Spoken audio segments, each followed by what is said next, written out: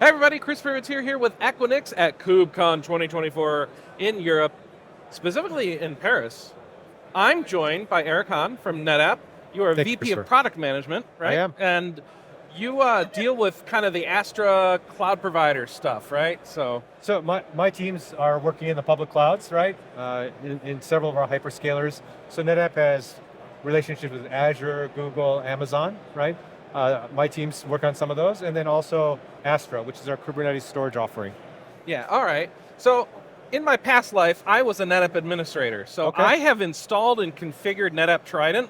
Yes. Which I guess is Astra Trident now. It got brought in, right? Yeah, you got brought in. Okay.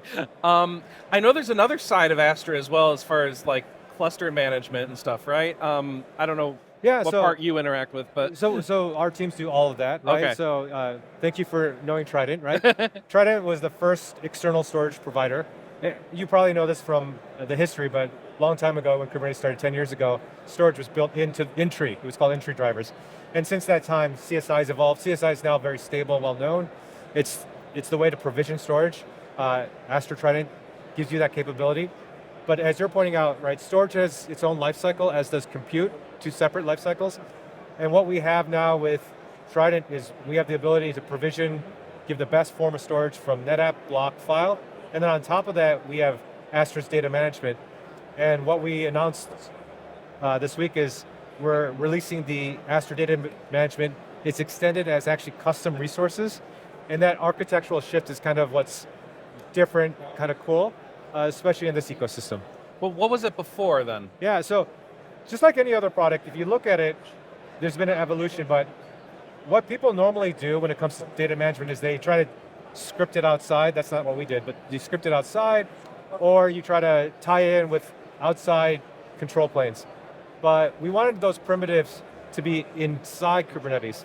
So by making it a custom resource, the data management, things like cloning an application, restoring an application, snapshot and storage is still at the Trident layer, a CSI layer. But when it comes to data management is so close to the application or the pod definitions. Those things being extended by custom resources, that's what's new. We think that's the way everyone's going to build it. And that makes the control planes unify. It also makes things like security a lot easier, a lot more native. Command line tool, so if you're familiar with Trident commands, right now we can do kubectl commands. And that makes kubectl and all those plugins and the APIs native. All right, so okay, I love the idea of managing my data just with kubectl like it's any other Kubernetes object, right? That's exactly right. So like but I have trouble thinking of it, like my data lives on the NetApp array. What am I doing with kubectl that manages my data like without? Well, so let's talk about what data means in this context, right? Because data can mean many things. Yeah, right? all right. So NetApp, we have intelligent data infrastructure. That's our ability to provide that data anywhere with intelligence. But in a Kubernetes context, more specifically, data here should mean something specific, right? And data here is, let's say in a VMware context to compare, if I back up and restore a VM, or if I back up and restore a database, I want the running database, I want the running VM, right? And in a Kubernetes context, I need the same thing. But the storage is always in NetApp. But when I restore it, I want a running application. You're restoring a mount point, you have the PVC, the PV, but you have persistent volume claim, but you also want the pod running. And maybe that's remapped to a different PVC. And then you also are injecting the secrets. You also there's the annotations, labels, all those things have to be up and running, especially if I backed it up, let's say a week ago, and I need to restore it now, those are all going to be different, or I restored it to a different cluster. At that point, that's the data in a Kubernetes context, very different, very specific, and building it as a custom resource makes it native. You're making me so excited. So like when I was using Astra Trident, the biggest problem I would have is when doing a DR restore, I'd have all these physical volumes, I'd have all my pods, and then I have to do something to tell them this is your PVC. I have to do it. And now you have a way to do it for me? That's right. So back earlier when you asked who used to do it, I said you could do it outside system. I should have said you. Yeah. Right? you did it in the past. So humans could do it, right? But I'd have to ask you, like, how did you do it at scale? How'd you do it across cloud? How'd you do it across clusters? Right. We didn't do it in scale. We knew it was going to be bad. So now we have it natively, right? And I use Oh. kubectl, Helm, Argo. Oh, this right? is so exciting. You All don't right. have to do GitOps, but let's say you want to evolve towards that. Well, but we did do GitOps, but like we still couldn't do that link automatically. The so we linking- needed that little bit. Right, because you're linking a physical entity storage to a representation with a PVC, Yeah. and it goes up, right? And let's say once you could do it, and backup restore is not the goal. Backup restore is a technique Right. that allows you to do things like cloning. Yeah. And so if you have Jenkins workspaces you want to clone, someday if you have LLMs you want to clone. And then separately, let's say you want to do blue-green deploys, right? I know how to do it from a stateless point of view. If I wanted to have a new version of Kubernetes, it would be easy, it would be better if I could just say, back up the application, clone it, and then upgrade my Kubernetes. Now my Kubernetes clusters can evolve faster independently. You're giving a talk on cloud providers, Yep. right? If you have stateful workloads and you're running on cluster, and the cloud provider provides a direction, but wouldn't I want to have the ability to say, like, I can upgrade that stateful cluster? So those are the examples. We of had an internal cluster last week. I wish we could have done that on. Yeah. yeah. So absolutely. But I think from our strategy, from NetApp's perspective, if we have intelligent data infrastructure, in this context, data means these Kubernetes resources that you know well, and we do it multi-cloud, that's kind of the coming together of the technical space, right? Technical space that Kubernetes was always designing for portability, right? Containers are portable. I understand identity and access management is integrated into your IaaS environments, but everything inside the application is much more seamless, portable. Storage was always the sticky part, but if we solve this gravity portion, now we can do things like snap mirror across, DR, to your example, DR asynchronously if we want to do it that way, and the applications are always represented on both sides. Yeah. So at Equinix, we like to connect multiple clouds together, along with your colo, along with maybe your Equinix metal machines. Makes sense. And you can have NetApp in all those places. That's right. It looks a little different in each place, but it's still cool and it has all the same features, more or less.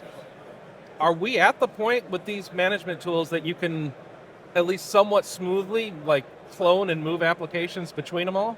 So physics and speed of light aside, right? Like, sure. So if you're asking me to go from one region of the world to the other, but especially if you look at addressing where the bandwidth and the latency are appropriate, absolutely, right? You could do it from a migration.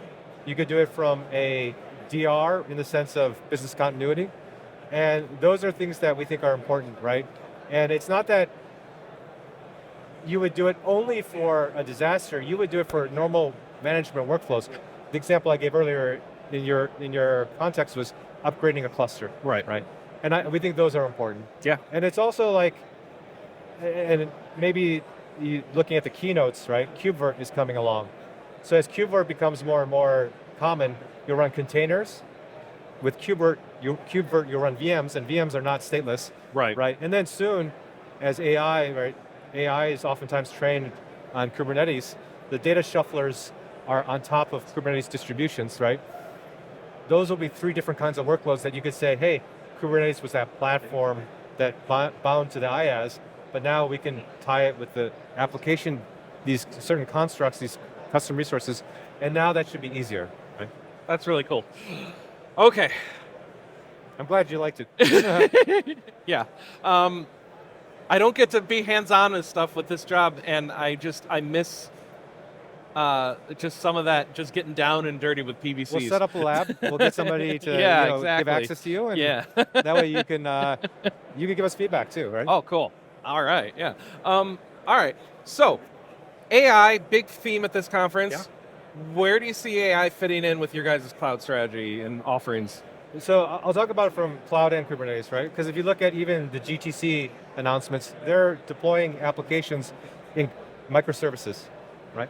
So in some ways, very similar to other industries, whether I was adopting Kubernetes because my banking app happened to be packaged in containers, you're seeing that in AI, right? So if vendors are at GTC and NVIDIA's packaging things in microservices, I want to do it, I want to do AI, I'll have to consider like that packaging format. And it's not the only one, but it's becoming a prevalent one.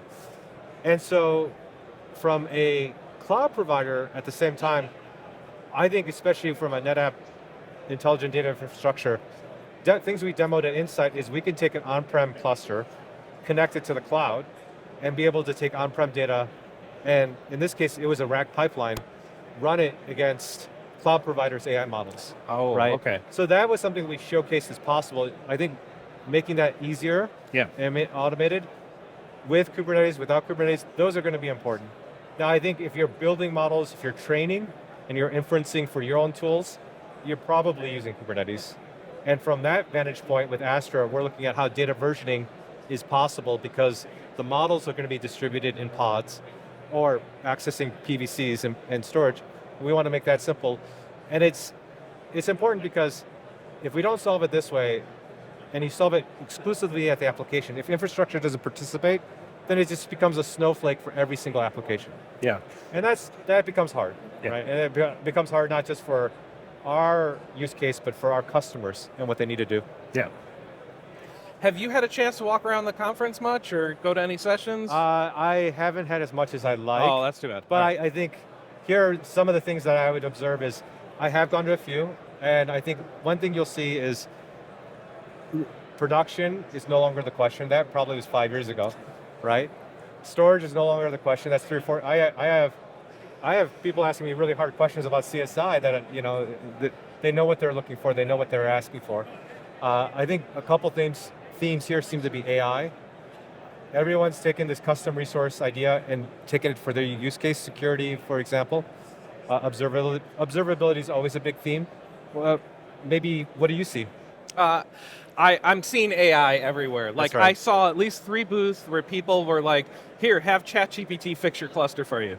And I'm like, that can't work, but also, yeah, why not have Chat? I don't want to do it. Let's have ChatGPT do it. So we were looking at that for our use case, but yesterday I sat down with a customer who does IT travel, and they're using Astra, and their point is they have long production runbooks.